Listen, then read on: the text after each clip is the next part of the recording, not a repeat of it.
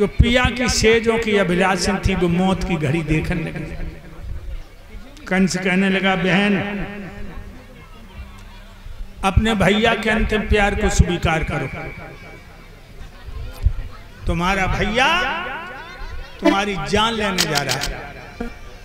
देवकी बोली, भैया अभी तो खुशी खुशी विदा कर रहा था, एक पल में क्या हो गया तो सारी मंडली हिल गई। कहने लगा, तूने आकाशवाणी नहीं सुनी? क्या नाम है? संगीता नाम है तेरा? अच्छा, कैसे है तू? अच्छा अच्छा, चल तुझे मेरी याद तो है। चलो लड़की संगीता, पैर नहीं न तो न आशीर्वाद है। सौभाग्यवती भव, विद्यावान भव। क्या नाम है? दिलपी। चलो बढ़िया, सुंदर है। 500 मुद्राएं हमें देकर सम्मान करती हैं और जे जहां भी हमारी कथा सुनती हैं समय निकाल के बाद जाती जरूर है। ऐसी बेटियों पर हमें भी नाज है। और जब हम तुझे ही नहीं रखेंगे तो मेरी मौत कहां से पैदा होगी? मेरे भाइयों,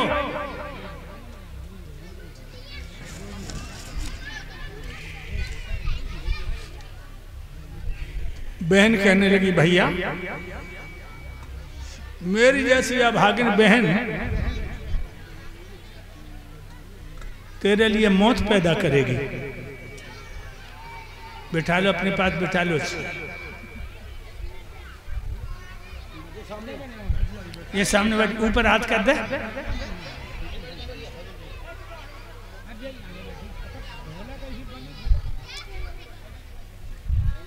मेरे भाइयों, बहन कहने लगी, भैया मेरी जैसी अभागिन बहन तेरे लिए मौत पैदा करेगी तो हमें पैदा ही नहीं होना था। मार दे मेरी गर्दन में तलवार, में जीना नहीं चाहती।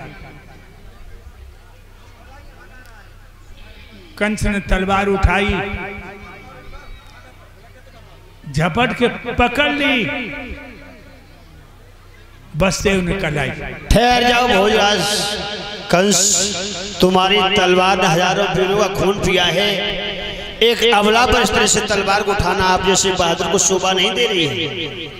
मित्र बसदेव, हाँ कहिए। बिना स्वार्थ के प्रेम नहीं होता और बिना स्वार्थ के पाप नहीं होता। और जब प्राणों पे नौबत आती है तो बेटे का बाप नहीं होता। छोड़ दे मेरी तलवार को। मैं समझ रहा हूँ भोजराज कंस, ऐसा कौन सा माली होगा जो अपनी आंखों को सामने बगिया गुजरता हुआ देखेगा। एक बात बताइए, तुम्हें अपनी बहन से खतरा है या बहन की संतान से? बहन की संतान। तो एक काम करिए, तलवार हनो मेरी गर्दन में, जब मेरे प्यार खो जाएंगे, देवकी रड़ापा भोगेगी बकलानी।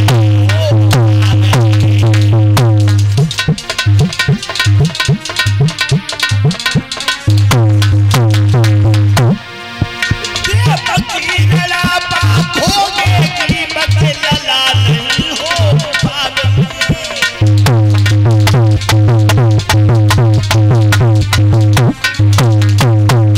भोजराज, मेरे गधर में तलवार मार दो, मैं मर जाऊंगा, तुम्हारी बहन विधवा हो जाएगी, संतान पैदा नहीं कर पाएगी। तुम बड़े भोले हो। क्यों? ये जरूरी नहीं कि औरत का पति मर जाए वो औलाद न पैदा कर सके। जब पति खत्म हो जाएगा संतान कैसे कर लेगी? विद्या बनता बन लता जे न तके कुल जात। विद्या बनता बन लता जे न तके कुल जात। जो अब इनके निकट है बाई सुलभता। विद्या को ब्राह्मण पढ़े या मेहतर, विद्या आएगी। वन की लता, वन में बेल होती है, पास में वृक्ष होता है, उससे लिपट जाती है। और बनता औरत, औरत कभी जात पात नहीं देखती, औरत कभी जात पात नहीं देखती। विद्या बनता बन लता जे न तके कुल जात, जो अब इनके निकट है जे बाई से लपटा। ये जरूरी नहीं कि तुम मर जाओगे तो देव की बच्चा नहीं पैदा कर पाएगी। तो एक बिने हमारी और है, बोलो क्या है? सुनिए। मैं प्रपूर्वक यूं कहता हूँ, मैं मोह विसर्जन कर दूंगा।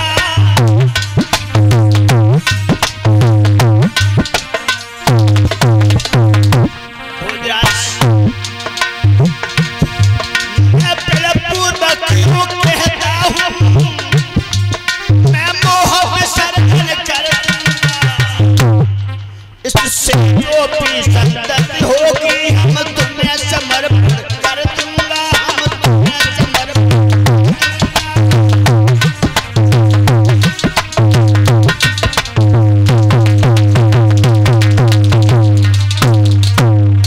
भोजराज, तुम्हारी बहन देव की कोख से जो भी संतान पैदा होगी उसे नारद समेत आपके हवाले कर दूंगा। इतना बड़ा त्याग करोगे तुम? बिल्कुल।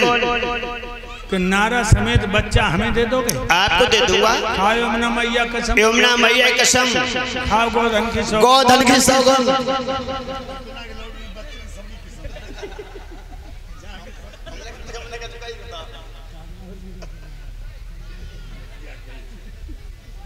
तो अब तुम बटेसु नहीं जाओगे? जो आज्ञा हो भोजराज। मथुरा में एक हमारा भवन है, नजर कैद रहोगे। बिल्कुल। वसुदेव देवकी को नजर कैद कर लिया कंस ने। 3 साल बाद पहला बच्चा पैदा हुआ। और जानते हो भक्तों, पहली भूखी संतान माँ बाप को बहुत प्यारी होती है। वसुदेव अंदर पहुंचे, बोले क्या है गोरी? कहने लगी पिया बेटा। वसुदेव कहने लगे जा छाती से लगा के स्तनपान करा लो, इसके माथे को चूम लो, बाद में मुझे दे दो, तुम्हारी भैया का भोजन है। देवकी ने बच्चा सीने से छुपा लिया, नहीं पिया, मेरा भैया का काल तो 8वां बेटा, पहला बच्चा है। वसुदेव कहने लगे बच्चन को निभाने दो, छीन लिया बच्चा। कंस के दरबार में जाकर के समर्पित कर दिया, लीजिए महाराज आपका पहला शिकार। कंस ने बच्चा गोद में ले लिया। वसुदेव को त्याग को देखा है तो कंस गदगद हो गया, कहने लगा लीजिए बहनोई साहब, जब मांस के लोथड़े ने हमारे कछु ना बिगाड़े, 8वां बेटा हो तो ले आने। दे दिया।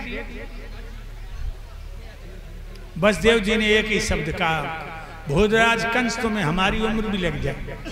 श्री सुखदेव जी बोले, हे राजा परीक्षित, बच्चा देवकी को दे दिया। ये देवताओं में खलबली बच गई। नारद को बुला के कहा कि महाराज, इस तरह कंस को दया आती रही तो भगवान के अवतार में विलंब हो जाएगा।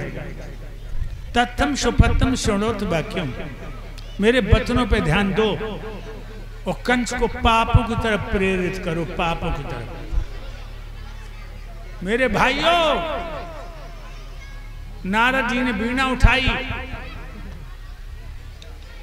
एक हाथ में कमल का फूल, हाथ पंखुड़ियां।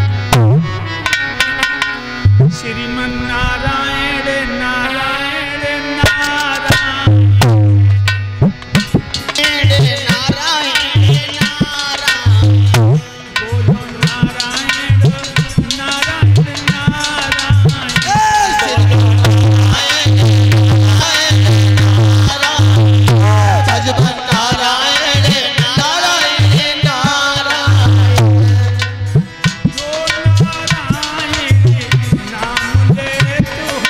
जो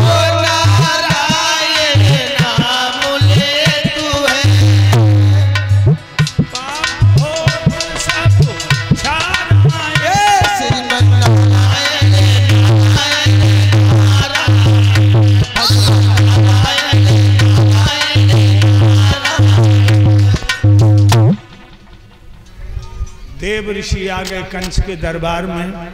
कंस ने सम्मान से बिठाला। तो देव ऋषि बोले, एक बात बताओ भोजराज कंस, जब तुम अपनी बहन की विदा कर रहे देवता ने कोई भविष्यवाणी की थी? जवाब दिया हाँ। क्या? तो बहन का 8वां बेटा मेरा काल है। कहने लगे कोई बेटा हुआ? जवाब दिया पहला पुत्र हुआ। मार दिया? नहीं। क्यों? जवाब दिया हमारा काल तो 8वां बेटा है। देव ऋषि मुस्कुरा के बोले, दुश्मन को छोड़ के वो पागल घर में बैठा मुस्कुरा रहा है। सच है जब चतुर चूकता है तो 3 ठोकरें लगती। देख मेरे हाथ में क्या चीज है? जवाब दिया कमल का फूल। कितनी पंखुड़ियां इसमें?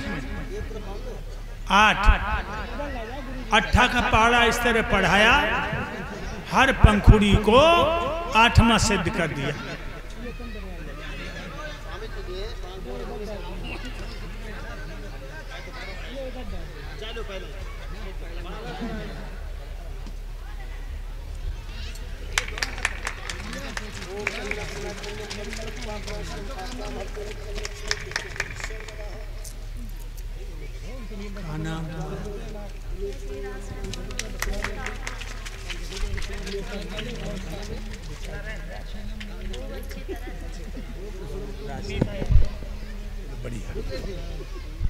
और ये श्रीमान नरेंद्र भैया और इनकी धर्मपत्नी गीता यादव, नीता यादव हमारे परम सिद्ध गुरुदेव जी के गले में नोटों का हार पहना के सम्मान करते हैं। भगवान ये जोड़ी अमर रहे, धर्म क्षेत्र उनके हाथ आगे बढ़ते रहे, भोलेनाथ भंडार भरते रहे, हमारा आशीर्वाद है। दोनों की एक ही रास है। अच्छा, कभी कभी हमने देखा रास में बड़ी गड़बड़ी हो जाती। राम और रावण की एक ही रास थी। राम ने रावण मार डालो। और कंस और कन्हैया के एक ही रास, कंस मार डालो। नरेंद्र और नीता की एक ही रास। लेकिन ये रासें बड़ी अच्छी हैं। हाँ, नहीं तो ये वृश्चिक राशि है। तो ध्यान रखिए लोग। कंस वहां से भाग दिया, बहन के आंगन में जाकर बच्चा छीन लिया, पैर पकड़ा, हवा में 3 बार हर लहराया, धर के दीवार से मारा, बच्चे की हल्की चीख निकली, मांस की बोटी हो गई। 9 महीना की कमाई धूल में मिला दी। आप लोग बातें मत करिए भाइयों। देवकी की आंखें फटी की फटी रह गई। मांस के टुकड़े झोली में भर लिए और फपक फपक के रोने लगी।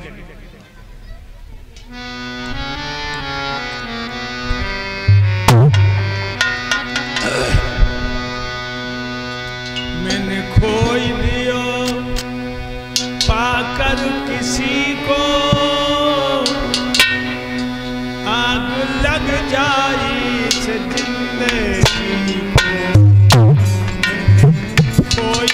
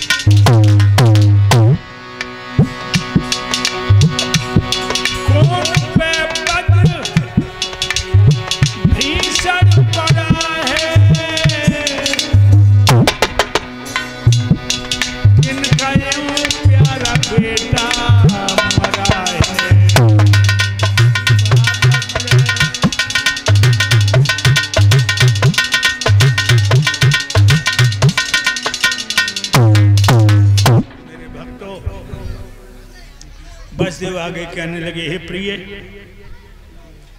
क्यों जोमर खो रही हो, हम तुम औलाद का सुख लिखा के नहीं लाए। और ये 201 मुद्राएं हाकिम सिंह चाचा से पधारे हैं, जो हमारे गुरुदेव को सम्मान में दे रहे हैं। भगवान हमेशा सुख शांति प्रदान करें। मेरे भाइयों, एक ही नहीं, कंस ने अपनी बहन के 6 लाला मार डाले, 6। 7वां गर्भ आया, कंस ने बहन बहनोई को जेल में बंद कर दिया। 7वां गर्भ है, जेल में बंद कर दिया, हाथों में हथकड़ियां हैं। देवकी की बड़ी बहन रोहिणी जो बसदेव को भी आई थी, ये राजा नंद के यहाँ रहती थी। उसे जब पता लगा कि मेरे पिया को, मेरी बहन को भैया ने जेल में बंद कर दिया, तो अपनी बहन देवकी से मिलाई करने को चली, रथ में बिठा लिया। और ये छोटा सा बच्चा आदित्य यादव जो ग्राम निवसिया से पधारे हैं, गुरुदेव के गले में माल्यार्पण करके सम्मान कर रहे हैं। समस्त स्टाफ को 10 मुद्राएं दे रहे हैं। भगवान इस बच्चा को सद्बुद्धि प्रदान करें। रथ में बैठ करके आई और जेलर से बोली फाटक खोलो। फाटक खोला और जो देवकी ने अपनी दीदी को देखो, एकदम झपट पड़ी, दीदी। रोहिणी ने बाएं फैला कर छोटी बहन को छाती से लगा लिया। रो करके देवकी कहने लगी, दीदी भैया ने 6 लाला मार डाले और मेरे प्राण नहीं निकले। दीदी मैं जेल में कब तक सड़ूंगी, मैं मर क्यों नहीं रही हूं। रोहिणी अपनी छोटी बहन की पीठ को थपथपाने लगी। सोई देवकी के पेट में बच्चा पैदा होने की पीरें आने लगी। एकदम से देवकी बोली, दीदी मुझे संभालो, लड़ई लला पैदा होने का समय आ गया। रोहिणी ने अपनी छोटी बहन को जमीन पे लेटा लिया और गोद में सर रख के पेट पे हाथ फेरने लगी। बच्चा पैदा हुआ, देवकी बेहोश हो गई। तब तक रोहिणी ने बच्चा साफ करके नारा काट दिया। जो आंखें खोली, होश आया, एकदम से देवकी बोली, दीदी 6 लला भैया ने मार डाली, जब लला को तू ले जा, मैं भैया के हाथों से मारी जाऊंगी और तू लला को पा लीजिए। एकदम रोहिणी बोली, चुप, घबरा नहीं, भैया के हाथ बच्चे तक नहीं आने दूंगी। और वो बच्चा लिया, उसने अपने दोनों स्तनों के बीच में रख लिया, ऊपर से चादर कर ली और कहने लगी, चिंता मत कर, आज से ये बच्चा मेरा हो गया। मेरे भाइयों, छाती में छुपा करके रोहिणी ले आई। उसी बच्चे का नाम बलराम पड़ा और जेल में हल्ला हो गया कि देवकी का 7वां गर्भ खंडित हो गया। कंस आके बोला, नहीं, बच्चे के पूरे दिन थे, बच्चे के पूरे दिन थे। अगर बच्चा खंडित हुआ तो मांस के टुकड़े दिखाई नहीं दे रहे। लेकिन भक्तों, जेल का हर कर्मचारी जानता था। बच्चा को रोहिणी ले गई। उससे आत्मा इतनी दुखी थी, किसी ने नहीं कहा। कंस को सारी रात नींद नहीं आई। अब 8वें गर्भ की बारी है। कंस के यहां तैयारी है। कंस सोचने लगा, 1 महीना से पहले पता ही नहीं लगेगा कि औरत के पेट में बच्चा है। कंस ने 2 दूतियां बुलाई और कहा कि तुम मेरी बहन के आंगन में लग जाओ। जब मेरी बहन का महीना पड़ जाए, जब मेरी बहन का महीना चढ़ जाए तो हमें अवगत कराना, मैं अपनी मौत का इंतजाम करूंगा। दूतियां लग गई। जो बहन को महीना चढ़ो 2 महीने हुए, दूतियों ने कंस को बता दिया कि तुम्हारी मौत उसके पेट में आ गई, तुम्हारी बहन का महीना बढ़ चुका है। सोई कंस ने हाथ में हथकड़ियां, पान में बेड़ियां, अब की बार काल कोठरी में बंद कर दिया। काल कोठरी जानते हो? जहाँ 24 घंटा अंधेरा उजाला देखने को न मिले। तलवारें, भाले, बंदूकें, बर्छियां सजाने लगा। जेल के फाटक पर दोहरी चौकियां बिठाने लगा। और भक्तों, एक बात तो हम तुम जानते ही, कि मैया के पेट में बच्चा हो और जब बच्चा पे खून चढ़ता है खून, तो मैया की पान की तरफ से जान से खिंचाते प्राण से निकलते हैं, और वो भी अच्छा खाने को न मिले। कंस ने कह दिया मेरी बहन को अच्छा भोजन मत देना, पेट का बच्चा बलवान पैदा होगा, 6-6 दिन की सड़ी हुई रोटी दो। आहा कसला धर दो फूटो समय कम रोटी के टुकड़ा गले हुए।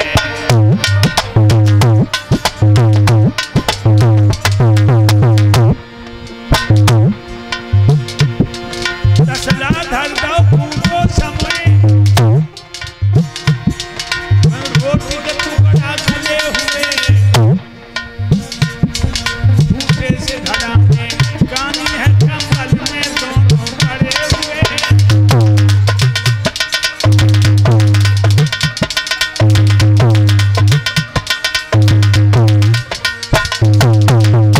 पैरे बालों पर सख्त आर्डर, खबरदार होशियार, घूमते रहो टहलते रहो और 2 की जगह 4 रहो। लोगों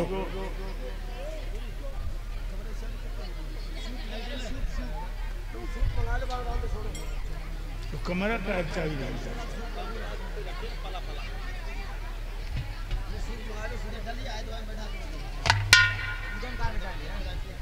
शांत बैठो बचिया। मेरे भाइयों, इधर कंस का दिन दिन चित्तोदास हो रहा है और इधर देवकी को 10वां महीना पूरा हो। लंबी लंबी हो जा गिनानी झुंड बढ़े थारी। भाइयों, अंत में कौन दिन आ गया, कौन रात आ गई, कौन महीना आ गया? बड़ा मस्त महीना। भादों की रात अंधेरी है, पूनन की तन के है।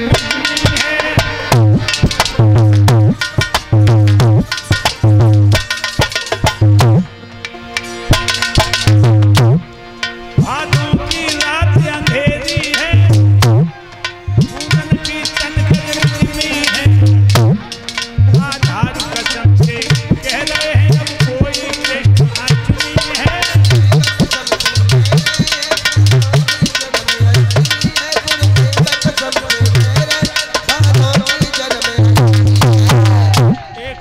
बसे हो, एक में देवकी। जेल की दीवार चमकी, लाल लाल गोला सो बन गया। बस देवकी की आंखों में झपका लगा, गोला बढ़ता चला गया, बढ़ता चला गया। नौजवान की आकृति खिंच गया, चौड़ी छाती,